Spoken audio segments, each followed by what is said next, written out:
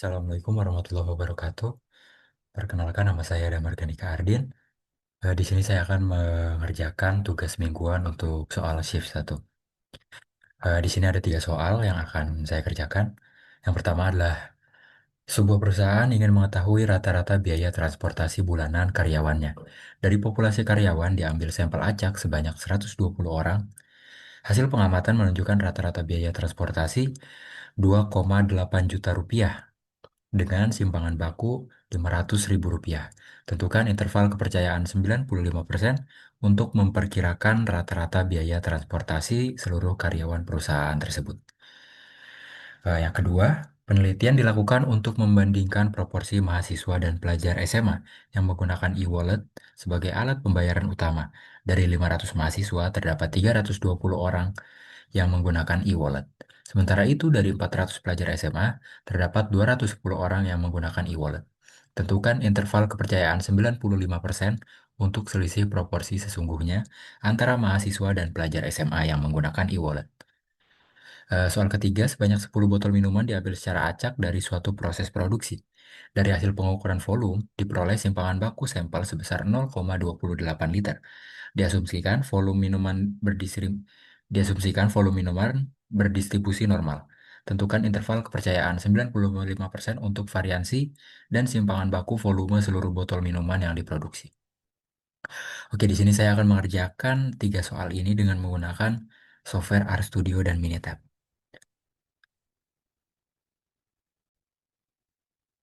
Oke, untuk soal nomor satu, dari soal yang telah dibaca, ada sebuah perusahaan ingin mengetahui rata-rata biaya transportasi bulanan karyawannya. Dari populasi karyawan diambil sampel acak sebanyak 120 orang. Hasil pengamatan menunjukkan rata-rata biaya transportasi Rp2.800.000 dengan simpangan baku Rp500.000. Tentukan interval kepercayaan 95% untuk memperkirakan rata-rata biaya transportasi seluruh karyawan perusahaan tersebut. Oke, di sini saya sudah membuat sintaksnya di mana soal nomor satu tadi masuk ke dalam soal estimasi rata-rata sampel besar, yang dimana kita akan mendefinisikan nilai-nilai yang kita ketahui terlebih dahulu. Di mana kita di sini mempunyai X bar itu sebesar 2,8 juta, atau di sini rata-rata biaya transportasinya yaitu 2,8 juta rupiah. Lalu lanjut kita punya sigma. Sigma adalah simpangan baku yang kita punya yaitu sebesar Rp500.000. N, N ini adalah jumlah ataupun sampel acak yang diambil yaitu sebanyak 120 orang dengan alfa dari tingkat kepercayaan 95%. Jadi nilai alfanya adalah 1 - alfa sama dengan 95%. Artinya alfa bisa kita hitung adalah 5% atau 0,05. Selanjutnya kita bisa mencari nilai Z kritis untuk alfa dengan cara alfa dibagi 2. Di mana alfa dibagi 2 dari sini hasilnya adalah 0,025. Sehingga kita bisa menghitung nilai Z kritis dengan menggunakan 1 - alfa dibagi 2. Selanjutnya, untuk standar error, kita bisa menggunakan nilai sigma ini atau standar deviasi dibagi dengan akar dari jumlah sampel acak yang kita miliki. Setelah standar error kita cari, kita bisa mencari nilai batas bawah dan batas atas selang kepercayaan. Nah, di mana batas bawah ini bisa dicari dengan nilai rata-rata dikurangi dengan nilai Z kritis dikali dengan standar error. Sedangkan nilai batas atas itu bisa kita cari dengan menambahkan nilai rata-rata dengan Z kritis dikali dengan standar error. Lalu kita bisa cetak hasil dengan selang kepercayaan 95%.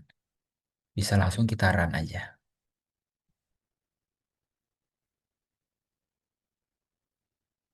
Oke, di sini tampil nilai Z kritis yaitu sebesar 1,95, nilai standar error yaitu 45643, dan selang kepercayaan 95 yaitu di selang bawahnya ada 2.710 dan selang atasnya ada 2.889. Oke, selanjutnya kita masuk ke soal nomor 2. Di mana di sini soal nomor 2 Ada penelitian dilakukan untuk membandingkan proporsi mahasiswa dan pelajar SMA yang menggunakan e-wallet sebagai alat pembayaran utama. Dari 500 mahasiswa terdapat 320 orang yang menggunakan e-wallet. Sementara itu dari 400 pelajar SMA terdapat 210 orang yang menggunakan e-wallet. Tentukan interval kepercayaan 95% untuk selisih proporsi sesungguhnya antara mahasiswa dan pelajar SMA yang menggunakan e-wallet.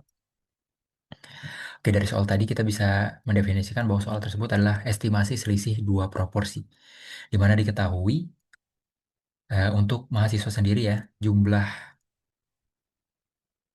dari 500 mahasiswa itu ada 320 yang menggunakan e-wallet, dan dari 400 siswa itu ada 210 yang menggunakan e-wallet. Di sini kita bisa mencari head-nya itu dengan cara membagi nilai rata-rata dengan nilai N. Begitu juga dengan sampel yang kedua, kita bisa membagi nilai rata-rata dengan nilai N. Alfanya kita dapat 0,05 sama dengan sebelumnya, di mana kita eh, mengerjakan dengan selang kepercayaan 95%. Artinya 1 min alfa sama dengan 95%, dan alfanya adalah 5% atau 0,05. Lalu kita bisa mencari nilai selisih proporsi dengan cara mengurangi head dari mahasiswa dikurang dengan head dari siswa SMA. Selanjutnya kita bisa mencari nilai standar error dengan mengakarkan dengan rumus sebagai berikut. Sini ada head dikali satu dikurangin head dibagi jumlah n-nya, sama dengan sebelumnya, ditambah head dari P2 dikali dengan satu dikurangi head dari P2 dibagi 2 dibagi jumlah n 2. Dari situ kita bisa mencari nilai Z kritis untuk alfa dibagi 2 yaitu sebesar 0,025. Kita bisa mencari nilai Z kritis dengan mengurangi 1 dengan alfa dibagi 2. Sehingga kita bisa mencari nilai batas bawah dan batas atas selang kepercayaan dengan mengurangi selisih proporsi dengan nilai Z kritis dan standar error. Begitu juga dengan batas atas, selisih proporsi ditambah dengan Z kritis dikali standar error. Sehingga hasilnya bisa kita dapatkan.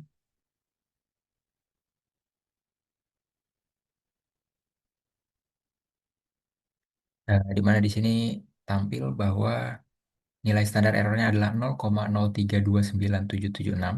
Nilai Z kritisnya itu 1,9599964. Dan selang kepercayaan 95% untuk selisih proporsi, di mana ada selang bawahnya, batas bawahnya itu 0,0504. Batas atasnya itu 0,179. Oke, selanjutnya untuk soal nomor 3 kita bisa lihat lagi. Sebanyak 10 botol minuman diambil secara acak dari suatu proses produksi dari hasil pengukuran volume. Diperoleh simpangan baku sampel sebesar 0,28 liter. Diasumsikan volume minuman berdistribusi normal. Tentukan interval kepercayaan 95% untuk variansi dan simpangan baku volume seluruh botol minuman yang diproduksi. Di sini kita bisa mengidentifikasi bahwa soal tersebut adalah estimasi dari variansi dengan kita bisa mengidentifikasi nilai-nilai yang kita ketahui, di mana dari jumlah sampel yaitu sebanyak 10 botol minuman, lalu ada 0,28 liter tadi jumlahnya. Dan di sini kita bisa mempangkatkan dua nilai dari 0,28 liter, dan nilai untuk alfa dengan selang kepercayaan 95% yaitu 0,05, dan kita bisa mencari nilai DF-nya dengan mengurangi jumlah sampel botol minuman dikurangi dengan satu yang menghasilkan nilai 9. Lalu kita bisa mencari chi-square dari tabel dengan nilai DF-nya itu sama dengan 9. Bisa dicari dengan rumus Kechisky, di mana di sini untuk lowernya itu adalah 1 min alfa dibagi 2 dengan nilai DF. DF ini yaitu 9. Dengan chi-square untuk uppernya, kita bisa memasukkan nilai alfa dibagi 2 dengan nilai DF-nya, yaitu 9 ini. Selanjutnya kita bisa menghitung interval kepercayaan untuk variansi, di mana variansi bawahnya kita bisa mencari dengan nilai jumlah sampel dikurang 1 dikali dengan S2, dibagi dengan chi-square untuk lower, sama dengan variansi upper, kita juga bisa mengurangi nilai yang sama. Nilai jumlah sampel dikurangi 1 dikali dengan S2, dibagi dengan chi-square upper. Lalu kita bisa menghitung interval kepercayaan untuk simpangan baku, di mana untuk simpangan baku bawahnya, kita bisa mengakarkan variansi dari nilai variansi bawah, yang ini.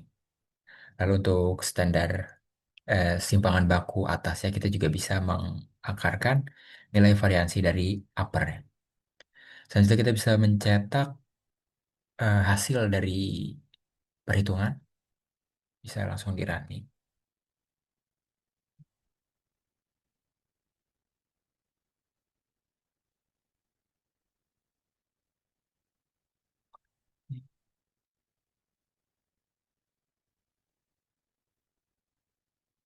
Oke, kita akan melihat di sini nilainya, di mana nilai chi-square untuk lower yaitu sebesar 19,02, untuk uppernya 2,7. Dan kita bisa mendapatkan hasil untuk selang kepercayaan 95% untuk variansi itu adalah 0,037 untuk batas bawah dan 0,26 untuk batas atas. Dan untuk simpangan baku itu 0,19 untuk batas bawah dan 0,51 untuk batas atas.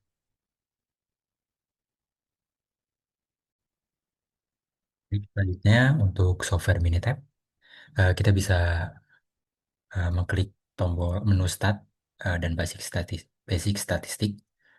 Kita akan mengerjakan soal nomor satu, yaitu adalah satu sampel Z. Oke, di sini kita bisa summarize data karena kita ingin memasukkan data yang sudah ada. Dengan nilai sampel size-nya, yaitu tadi sebanyak 120. Dengan rata-ratanya itu adalah 2.800.000. Dan standar deviasinya adalah 500.000. Lalu kita klik options. Di sini ada nilai kepercayaan, confidence level, di mana tadi ada 95%. Lalu kita klik OK.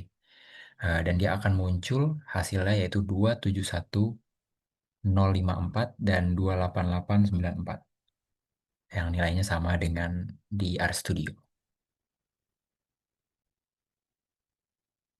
Oke, selanjutnya untuk soal nomor 2, kita bisa mencet menu Start, Basic Statistik, dan masuk ke soal dua proporsi, di mana tadi ada mahasiswa dan siswa. Kita bisa masuk dan kita klik Summarize Data karena kita ingin memasukkan data, di mana tadi pada mahasiswa itu ada 500 percobaan, dan number of events-nya adalah 320 mahasiswa yang menggunakan e-wallet. Dan dengan siswa itu ada 400 siswa dengan eventnya itu adalah 210. Lalu kita klik options dan kita bisa pilih selang kepercayaan yang kita inginkan. Di soal tadi adalah sebesar 95%. Lalu kita klik OK dan muncul hasil dari eh, nilai dua proporsi, yaitu 0,0504 dan 0,179. Oke, selanjutnya untuk soal nomor 3, kita bisa mengklik menu Stat dan Basic Statistik, dan kita pilih di sini nilai satu variansi, di mana tadi ada dua. Yang pertama itu adalah untuk sampel variansi dengan selang kepercayaan 95%. Di sini ada sampel size yaitu sebotol minumannya, dengan sampel variansinya adalah 0,0784. Ini didapatkan dari tadi volume liternya itu 0,28. Jadi kita bisa mengkuadratkan nilai 0,28 itu sehingga menghasilkan nilai 0,0784. Lalu kita bisa klik OK. Dan di sini muncul nilai 0,037 dan 0,261, yang dimana itu adalah sama dengan nilai yang di RStudio. Selanjutnya kita bisa klik Start lagi, Basic Statistik dan satu variansi. Kita akan mengerjakan yang standar deviasi atau simpangan baku. Di sini kita masukkan nilai sample size, yaitu tadi sebanyak 10 botol minuman, dengan standar deviasinya adalah 0,28. Dengan selang kepercayaan 95%, lalu kita klik OK dan menghasilkan nilai 0,193 dan 0,511. Yang dimana itu juga sama. dengan nilai di Art Studio. Cukup sekian dari saya, kurang lebihnya mohon maaf. Wassalamualaikum warahmatullahi wabarakatuh.